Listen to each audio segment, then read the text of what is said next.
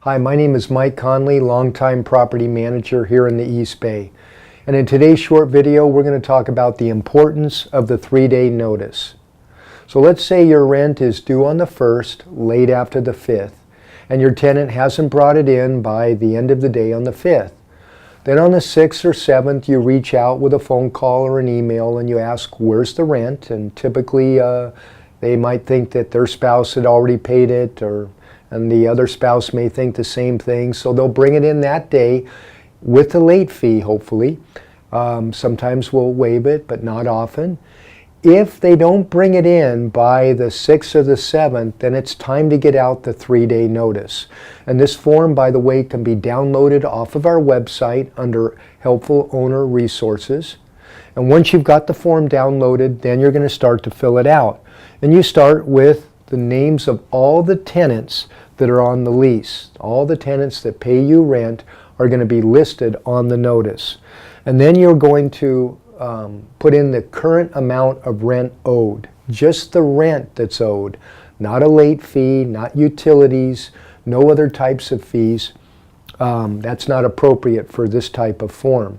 So just the rent owed. And if they paid you for, let's say, 50% of the month's rent, well then you're going to put as amount owed the other 50%.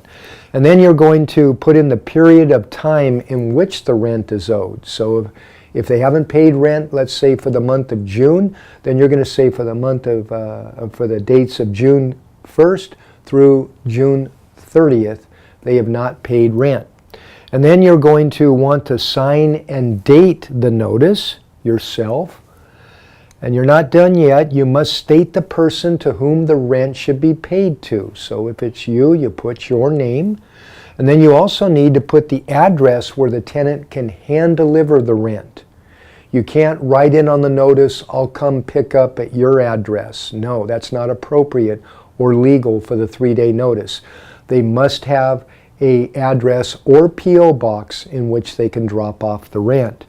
And then you need to give them the phone number of the person to whom the rent can be paid, and then you need to give them the time and day in which the rents can be received. Our rents can be received Monday through Friday. Our hours are 8 to 5, and but your time and day needs to be posted on the notice.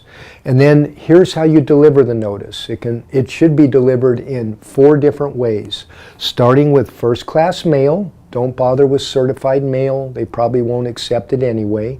And then you're also going to want to email it to the tenant if you have their emails. You're going to want to text it to them.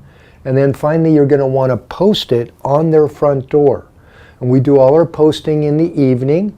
We go ahead and tape it up on the front door about 5 feet from the ground. We take a photo of it, and then we back up and we take a photo of the notice taped to the door with the address of the home, if we're able to get the two together in one photograph. And so that way you basically posted it correctly. So you do all those things and you're going to have a much greater chance of success in getting the tenant to come up with his rent. And if not, well, you filed correctly and you're ready to start the eviction process. Well, if you have any questions at all, you can call me, Mike, at my cell, 510-996-3238. Good luck and good landlording.